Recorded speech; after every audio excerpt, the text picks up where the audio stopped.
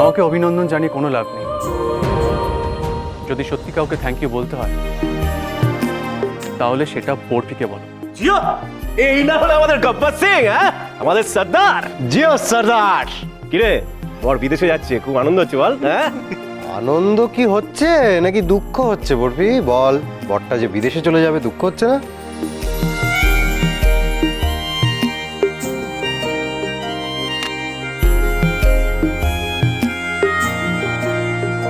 তোর আমার দুঃখ কেন হবে? আর দুঃখ হলে আমি ওনাকে হেল্প করতাম না? আর আমি হেল্প না করলে উনি কি বিদেশের ইউনিভার্সিটিতে আবার চান্স পেতেন? আচ্ছা, তাই নাকি? আমারও কিন্তু খুব আনন্দ হচ্ছে টিপু। মা, তুমি তুমি এত খুশি যদি হও তাহলে তোমার চোখে জল কেন? এটা তো খুশির চোখে জল রে। তুই তোর মেধার স্বীকৃতি পেয়েছিস, তার জন্য তো আমি সত্যিই খুব খুশি। তার থেকেও বেশি খুশি কেন জানিস? তুই ঢিঙ্গিকে যোগ্য মর্যাদা দিয়েছিস।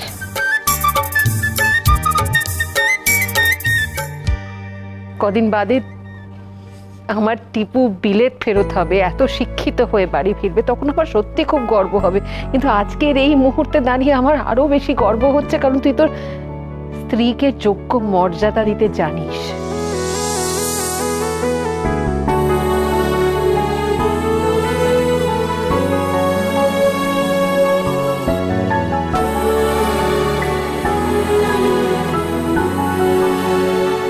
মা, তার আগে আরেকটা কথা বলার আছে। আবার কি কথা? বলছি, তোমাদের সবাইকে বলবো এই কথাটা। কি কথা রে টিপু?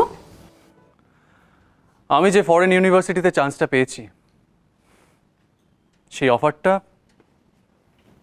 আমি নেব না।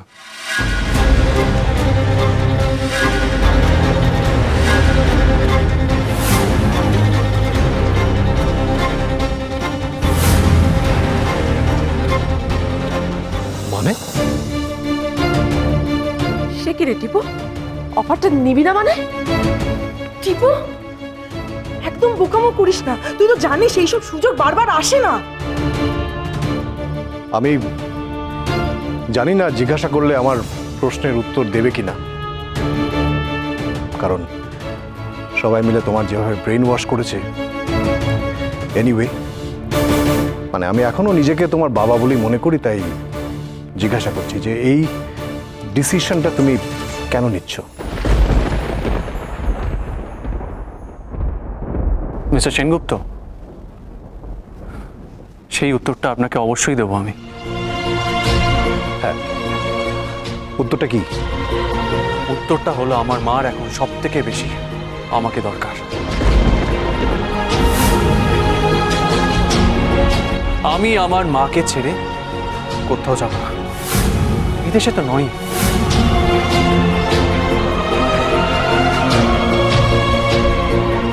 আমি এখানে কোনো কাজ খুঁজে নেব। তুমি ভুল করছো টিপু, ভুল করছো তুমি। এটা এটা করো না। ভুল তো করেছিলাম আমি, মস্ত বড় ভুল করেছিলাম।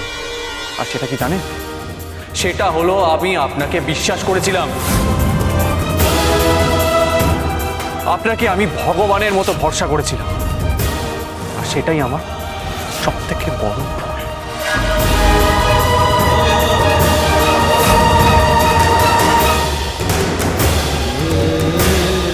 না টিপু, না, আমি তোমাকে কিছুতেই এই ভুলটা করতে দেব না। বিদেশের এই অফারটা আমি তোমাকে কিছুতেই ছাড়তে দেব না টিপু, কিছুতেই না, কিছুতেই না।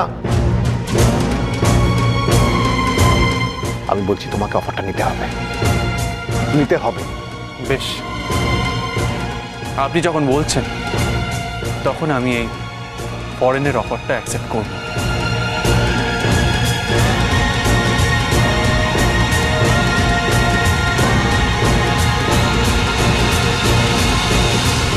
আমি জানতাম যে তুই আমার কথা শুনবি, হ্যাঁ, শুনবই তো।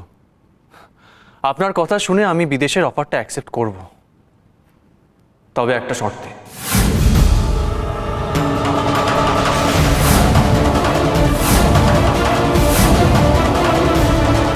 শর্ত?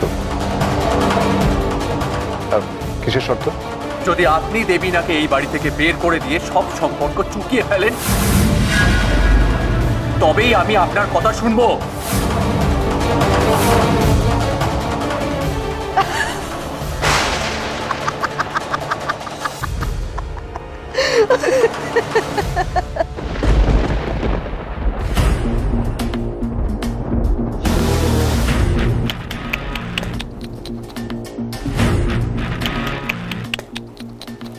এ বাবা, সরি টিপু, ভেরি সরি। তোমার আর বিদেশে যাওয়া হলো না। কি করবে বল, আমাদের সম্পর্ক চোকার নয়।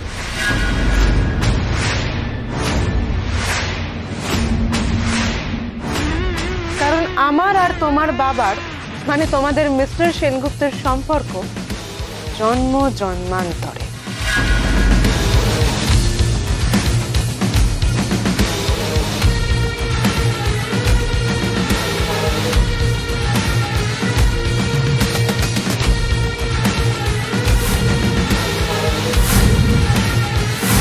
মিস্টার সেনগুপ্ত, আপনারও কি তবে একই বক্তব্য?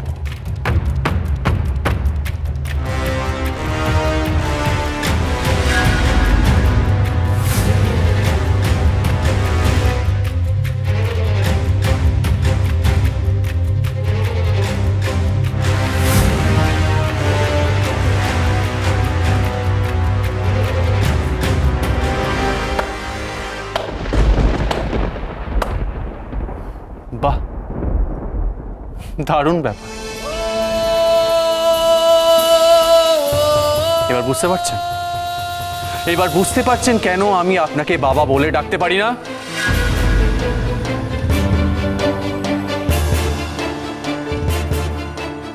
একজন মানুষের মধ্যে কতটা ঘৃণা জমা হলে সে তার ভগবানকে আসন থেকে নামিয়ে পথের ধুলে গড়াগড়ি খাওয়াতে পারে, বুঝতে পারছেন মিস্টার সমর সেনগুপ্ত?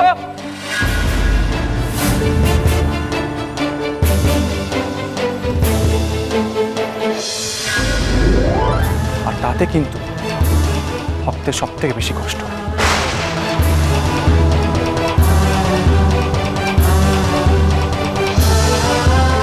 কারণ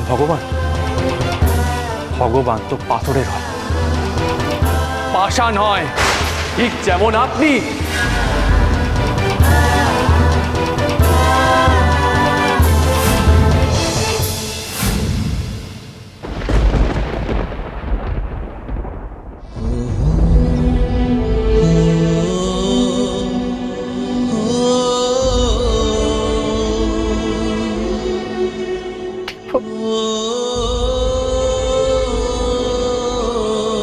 একজন মানুষের মধ্যে কতটা ঘৃণা জমা হলে সে তার ভগবানকে আসন থেকে নামিয়ে পথের ধুলে গড়াগড়ি খাওয়াতে পারে, বুঝতে পারছেন মিস্টার সমর সেনগুপ্ত?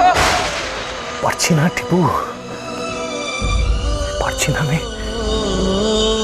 চেয়েও কিছু করতে পারছি না।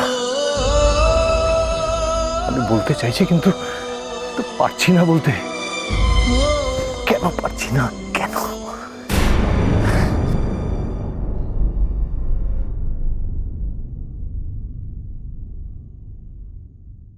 মিস্টার সেনগুপ্ত, সই? মিস্টার সেনগুপ্ত, আপনি দয়া করে আমায় না জিজ্ঞেস করে আমার ঘরে আর ঢুকবেন না।